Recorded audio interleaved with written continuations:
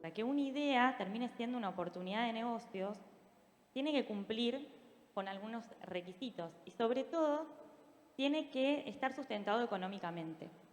Y esto significa que tiene que haber gente dispuesta a pagar por mi producto o por mi servicio.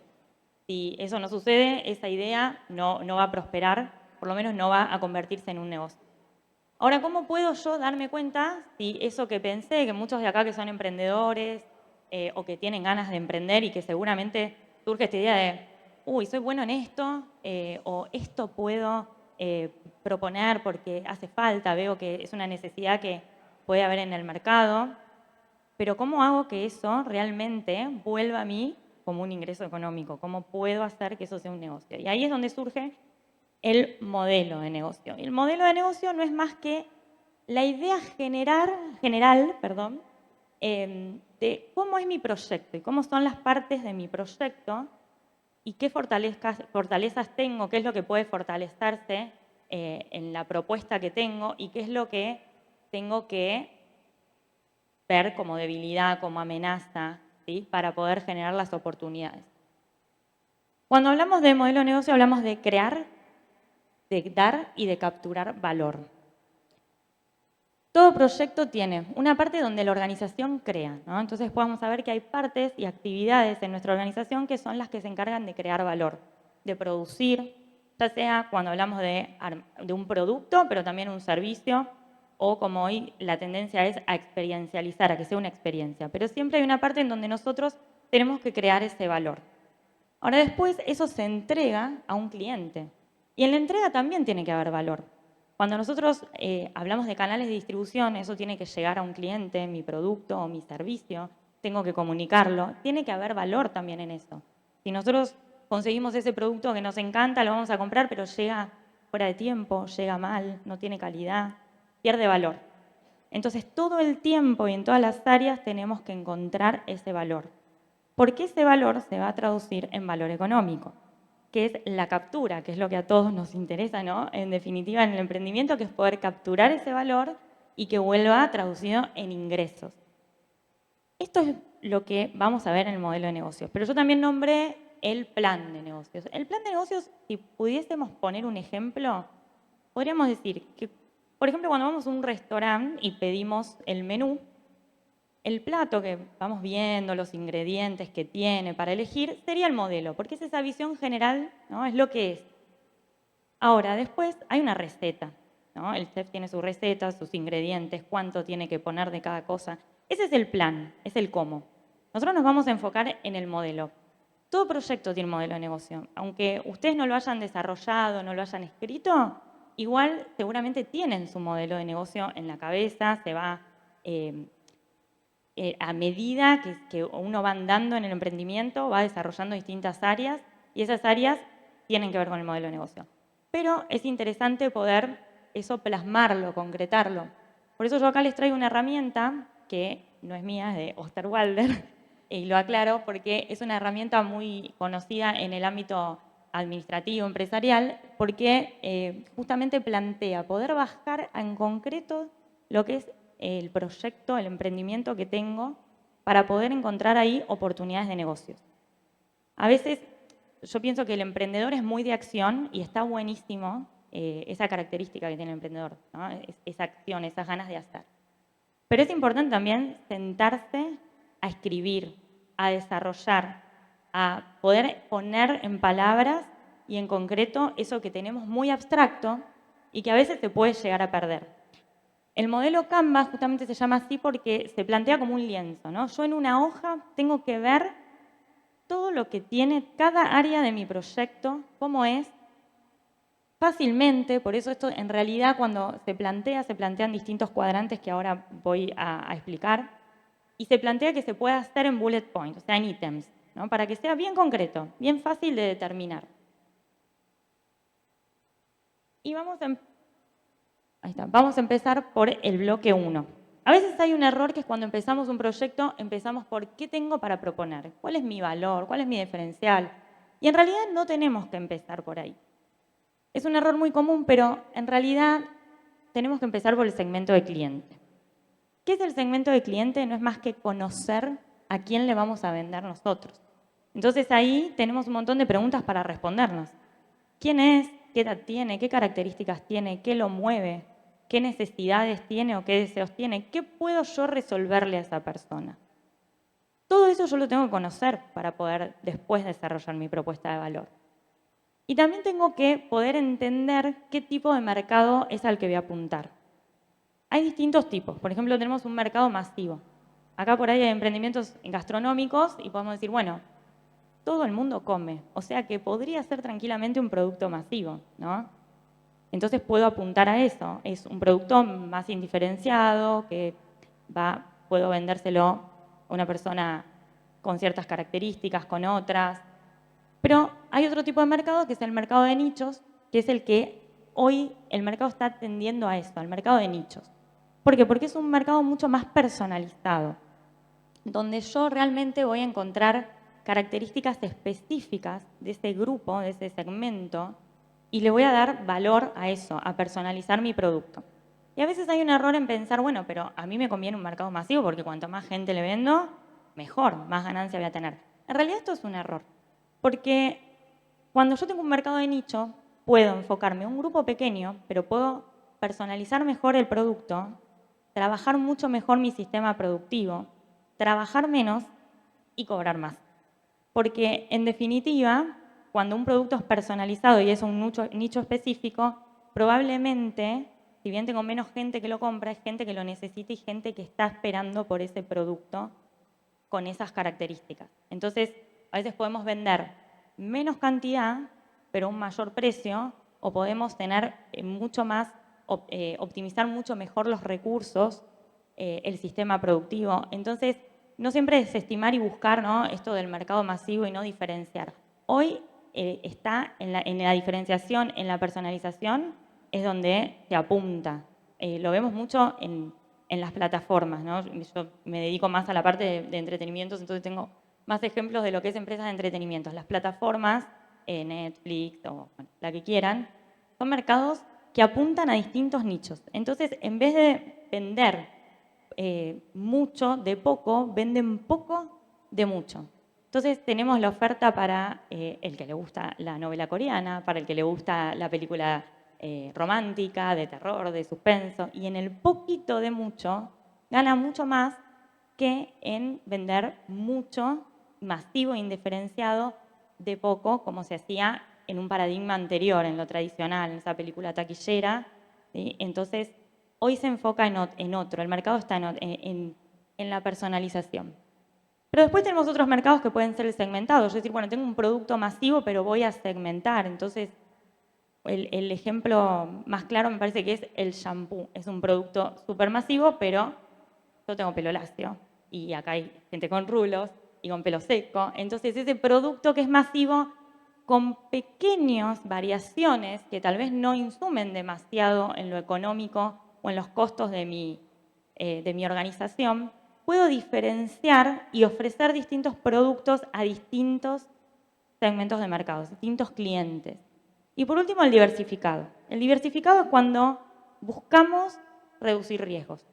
Cuando nosotros decimos, bueno, tengo un producto o un servicio, pero voy a diversificar y me voy a enfocar también en producir algo que puede estar relacionado o no, pero que es diferente. Esto en la pandemia ayudó mucho a muchos que por ahí no tenían solamente un negocio, ¿no? Y cuando cierra todo y hay muchas personas que tal vez no podían seguir trabajando porque no podían adaptar a la virtualización su trabajo, el proyecto quedó ahí. Sin embargo, si yo tengo mi mercado diversificado y por ahí ofrezco un producto, pero también ofrezco un servicio, ofrezco, no sé, vendo tortas, pero a la vez vendo un servicio de capacitación a pasteleros, ¿no? Estoy reduciendo riesgos porque si pierdo en uno, el otro me sostiene. Estos tipos de mercados es importante que podamos diferenciarlos y enfocarnos en lo que a nosotros más nos convenga respecto a nuestro emprendimiento, ¿no? Y conocer bien al cliente. Si nosotros conocemos bien a la persona a la que nosotros apuntamos, ahí recién vamos a poder pasar a la segunda parte, A ver. Ahí está. Es la propuesta de valor. En el segundo bloque, que es la propuesta de valor, ahí es donde nosotros vamos a decir, bueno, ¿qué vamos a ofrecer? ¿Qué le voy a ofrecer a ese cliente o a esa persona que le quiero vender? Porque me tengo que diferenciar. En la actualidad competimos, nuestro emprendimiento compite con un montón de otros emprendimientos y proyectos y hoy con la digitalización aún más. Antes competíamos con el negocio del barrio, con el que estaba un poquito cerca. Hoy eso cambió muchísimo. Hoy por Mercado Libre yo le puedo estar vendiendo a alguien en Córdoba. Entonces también paso a competir con por ahí alguien que vende un mismo producto en otros lugares. Entonces eso puede ser una oportunidad como puede ser una amenaza. Y nosotros tenemos que tratar de estratégicamente tomar eso como una oportunidad, buscar una ventaja competitiva. Pero ¿cómo hago para que eso sea una ventaja? Bueno, tengo que buscar la diferencia, tengo que encontrar cuál es el valor. ¿Cuál es mi valor? ¿Qué le voy a ofrecer que no le voy a ofrecer el de al lado? Eso es lo primero que tenemos que detectar, pero para detectarlo vamos a tener que conocer bien al cliente, qué es lo que está esperando. Y como dice ahí, la propuesta de valor es el principal factor de diferenciación que las empresas deben desarrollar. ¿Por qué? Porque justamente con eso es cuando la persona me elige a mí y no elige al del lado. ¿Por qué me va a elegir a mí? ¿Por qué nosotros muchas veces compramos ciertas marcas y no otras? Bueno, hay distintos diferenciadores. Nosotros tenemos que ver a qué vamos a apuntar. Puede ser la novedad, tengo un producto novedoso, algo que otro no tiene. También puede ser el desempeño o la personalización, esto que hablábamos de los nichos. Y, por ejemplo, yo digo, bueno, voy a hacer mi emprendimiento gastronómico, pero me voy a enfocar a productos sin TAC, productos veganos, productos con alguna personalización bien específica que le dé valor a ese producto. ¿Ayuda a hacer el trabajo? Hoy justo hablaba hace un ratito con una emprendedora que me decía, bueno, yo vendo viandas, ¿cómo puedo hacer para comunicar eso? Y yo le decía, bueno, primero, ¿qué es lo que vos estás vendiendo? ¿Estás vendiendo una vianda o estás vendiendo una solución a alguien que por ahí trabajó todo el día y quiere comer rico, sano, casero y que no le salga una fortuna? Ahí está tu propuesta de valor. Entonces, esa suma de intangibles es el valor que le tenemos que dar. No alcanza solamente con decir mi producto es bueno. Hoy el consumidor no compra un producto, compra un montón de intangibles alrededor de ese producto. Y hoy tenemos, yo hoy hablaba en el taller de marca y decía, el consumidor es mucho más exigente hoy. Está todo el tiempo comparando, leyendo las reseñas, puntuando. Entonces es necesario encontrar ese valor agregado y eso que me diferencie del otro, ¿no? Y bueno, y ahí justamente también entra el diseño, la marca. Cuando yo tengo una marca posicionada, ya tengo un vínculo con el cliente va a comprar porque es mi marca. El precio, muchas veces el precio puede ser un diferenciador, a veces porque es bajo, entonces es bajo, es barato, me conviene comprarlo. A veces porque es alto, ¿no? A veces el precio alto es como, uy, esto debe ser bueno porque es caro. Hay que evaluarlo. Y sí. La usabilidad, que tiene que ver justamente con la funcionalidad del producto o del servicio que voy a ofrecer. Estos son algunos de los diferenciadores. En realidad ahí es un trabajo en el que ustedes justamente a partir de esta herramienta, que al que la quiera yo traje algunas copias después del taller, me piden y se las doy. Pero es justamente eso, es poder sentarse a escribir. Cuando uno escribe, ¿no? Es más concreto. Como decía antes, no queda ahí en el aire, ¿no? Entonces ahí puedo detectar fácilmente. Y ahí dice, no hay sustituto para una gran propuesta de valor. Ese es el objetivo, tener una gran propuesta de valor donde la persona a la que yo apunto a venderle no encuentre un sustituto, ¿sí? Quiera mi producto, mi servicio, porque yo le estoy ofreciendo algo más, ¿sí? Y ese algo más que a veces en marketing se habla del producto aumentado, ¿no? Porque no te ofrezco solamente esto, sino que te doy un montón de otras cosas, ¿no? Un servicio postventa, una calidad, una diferenciación, ¿sí? Es el valor que te da mi emprendimiento, mi organización. Después hay otros que tienen que ver con las actividades claves, con los recursos claves, socios claves, canales, relaciones con el cliente y otros que vamos a ver después que tienen más que ver ya con la estructura más económica. En esto puntualmente no me voy a profundizar tanto porque me interesó detenerme más en lo que es segmento de cliente y propuesta de valor, porque una vez que nosotros tenemos bien determinado a quién nos dirigimos, qué es lo que necesita y cómo nosotros vamos a resolver esa necesidad y le vamos a dar valor, el resto un poco como que va surgiendo solo. En principio tenemos las actividades claves que es, bueno, yo voy a hacer esto, voy a ofrecer esto.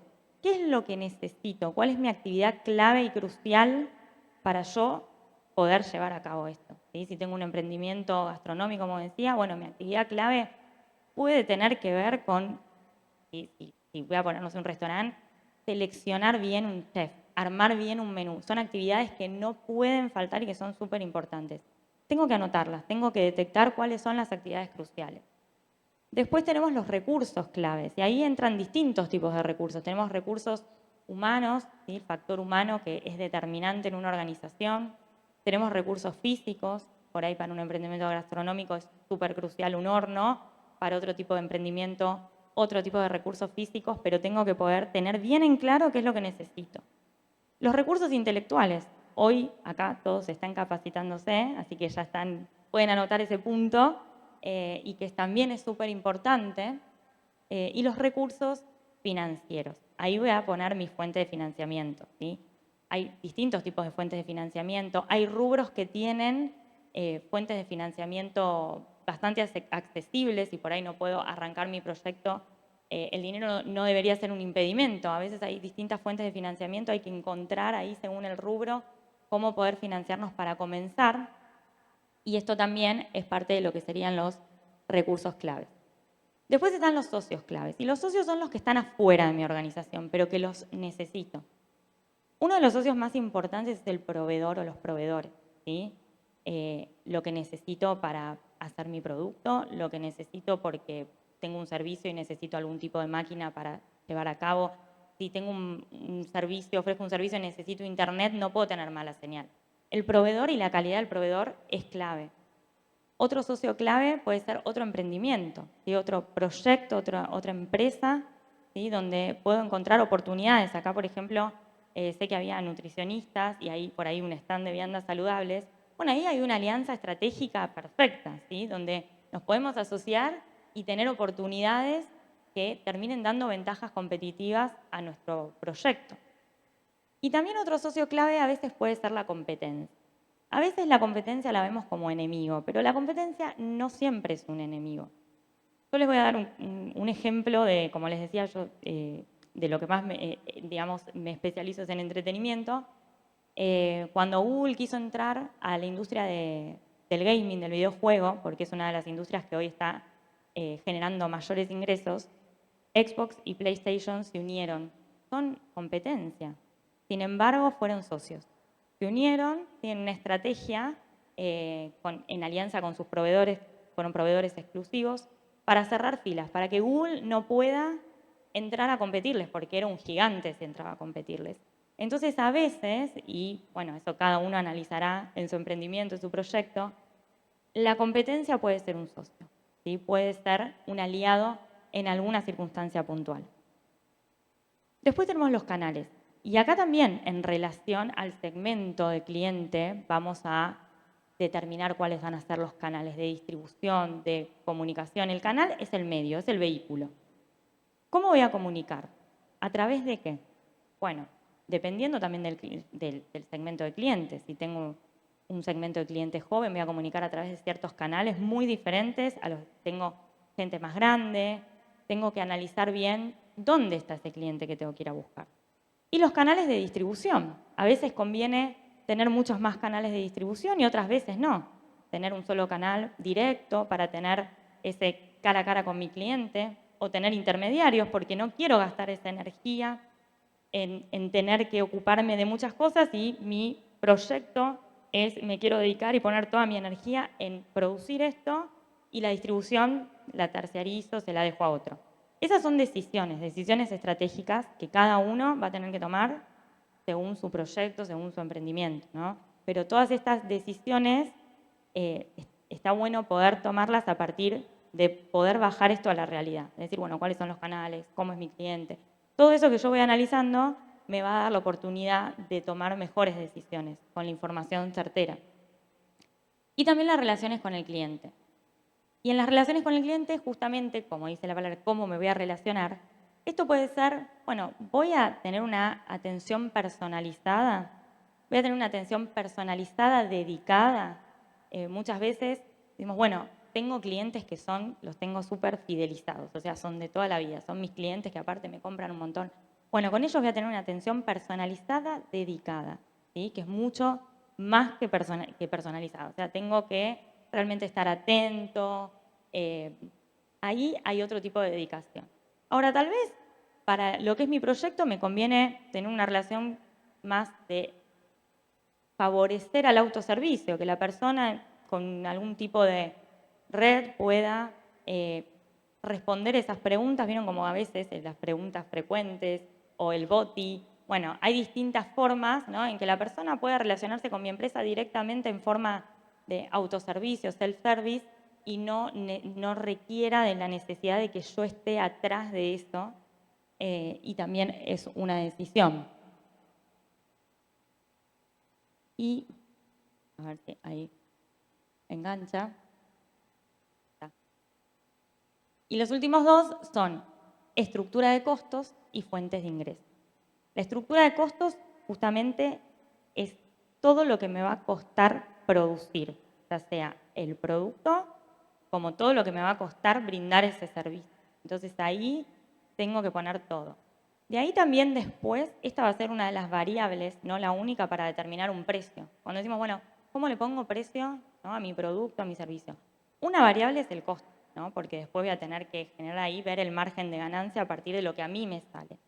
No es la única, no voy a profundizar en eso porque no es el tema, pero sí es importante poder tener bien específico cuáles van a ser los costos que voy a tener. Que no solamente es tal vez el sueldo del empleado, la materia prima, hay un montón de otras cosas, los costos de distribución, los costos de publicidad, si quiero publicitar en redes o quiero comunicar de alguna manera en la que tengo que pagar, también ahí entra la estructura de costos. Y las fuentes de ingresos, que tiene que ver cómo yo voy a generar el ingreso para que vuelva a eso que hablábamos antes de capturar todo eso que entregué a mi cliente. Y ahí hay diferentes formas. Puede ser a través de la venta directa, a través de una suscripción. A partir de ahí es donde yo puedo decir, bueno, ¿qué modelo de negocio me conviene? Yo ya completé todos esos cuadros, esa herramienta que vimos. Entonces ahí digo, bueno, a ver, ¿cómo me conviene a mí cobrar este servicio? Más allá del cuánto. ¿Qué puedo ofrecer también para que el otro pueda acceder? Hay tres en realidad modelos de negocio. Ahí voy. Yo puse algunos, ¿no?, más o menos para que puedan conocer los más comunes. Algunos son más específicos, de rubros específicos. Por ejemplo, ahí tenemos el freemium. El freemium, para los que, por ejemplo, conocen Spotify, saben que hay una versión gratuita, pero que si yo, por ejemplo, no quiero escuchar publicidades o quiero descargarme las canciones sin internet, voy a tener que pagar. Esto lo podemos tranquilamente adaptar a nuestro negocio. Es decir, bueno, yo voy a ofrecer un servicio gratuito con algunas características, pero eso me va a permitir que las personas conozcan mi negocio, lo que yo tengo para ofrecer, pero si quieren pagar, o mejor dicho, si quieren mayor valor, van a pagar, ¿sí? Es una manera de enganche también. Ese es uno de los patrones. Estos son patrones de negocio que funcionan y que están validados, digamos, que son modelos que se suelen usar. Estos tranquilamente pueden ser híbridos, ¿no?, o cada uno encontrar algún modelo muy específico en su emprendimiento, pero estos sabemos que están validados. Luego tenemos cebo y anzuelo, que es, por ejemplo, si yo vendo impresoras, pero vendo también los cartuchos. Entonces la impresora te la vendo una vez, pero ya te enganché, porque todos los meses me vas a tener que comprar el cartucho. O los que venden, por ejemplo, los filtros de agua. Bueno, te vendo el filtro, pero después todos los meses vas a tener que ir renovando. Bueno, a veces por ahí no tenemos un producto que sea cebolla anzuelo, pero podemos pensar alguna manera de cómo hacer para que no quede en una sola venta o en una sola vez que ofrezco mi servicio, sino poder enganchar a ese cliente y fidelizarlo, ¿sí? Todos los meses tener ahí una venta. Después tenemos long tail, que un poco ya lo expliqué, que es el modelo de cola larga, se grafica como si fuera como un dinosaurio, ¿no?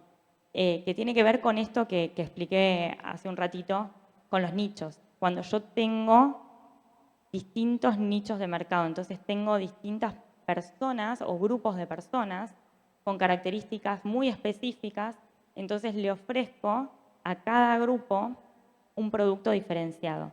Entonces, en la cantidad de nichos puedo, en eso mucho, de poco, como decía antes, puedo ahí generar también un negocio.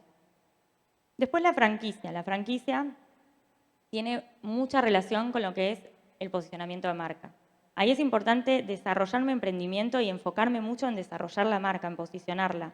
Porque una vez que yo tengo la marca posicionada, puedo después vender, licenciar, vender mi franquicia para que otros, también darle la oportunidad a otros emprendedores que puedan trabajar a través de mi proyecto. Y eso es mucho más específico. Hay, por ejemplo, conocemos de Café Martínez, hay muchos, sobre todo en lo que es gastronómico, que se franquicia. ¿Sí? Pero no es imposible, porque a veces también pensamos, bueno, mi emprendimiento que es chiquito, franquiciar, bueno. Yo les decía en el taller anterior, les decía, la mayoría de las empresas grandes, ninguna empezó como una empresa grande. Todas, Google empezó en un garage. Entonces, tener esa visión es súper importante y por qué no pensar en posicionarme para poder franquiciar. Hay un kiosco, que es un caso de acá de la ciudad de Buenos Aires, que por ahí alguno lo conoce, que se llama El Heavy, que es un kiosco que empezó como un kiosco en Flores y que ahora franquicia y tiene un montón de kioscos en Buenos Aires. Entonces, no es imposible. Y el otro modelo es el de suscripción, el de poder ofrecer un servicio o un producto en el que la persona no haga una transacción en donde me paga por ese servicio puntual o por ese producto puntual, sino que paga una suscripción, entonces yo no solamente le ofrezco eso puntual, sino que puede acceder a otros servicios o a otras cuestiones relacionadas al producto a partir de esa suscripción. Entonces yo así me puedo garantizar también mes a mes un pago, ¿sí? Un pago de suscripción. Entonces esa persona ya es parte de mi comunidad, como se dice hoy, ya es parte de mi comunidad y mes a mes me va a estar pagando esa suscripción. Estos son algunos de los modelos, hay un montón y lo importante creo que es esto que les decía, ¿no? Sentarse a pensar cómo es mi emprendimiento, qué características tiene, poder enfocarme en cada punto en particular y a partir de ahí empezar a detectar esas oportunidades de negocios, detectar, bueno, a mí me conviene una suscripción, me conviene venderle un nicho o me conviene no diferenciar y hacer más a gran escala. También según las posibilidades que tengo de producción, las posibilidades que tengo de alcance, de llegada a la gente. Entonces, todas estas cosas que son muy específicas y particulares de cada proyecto, de cada emprendimiento, tienen este denominador común que es poder hacer este modelo de negocio y que fácilmente en una hoja poder ver cómo está plasmado mi proyecto y poder a partir de ahí empezar y monetizarlo.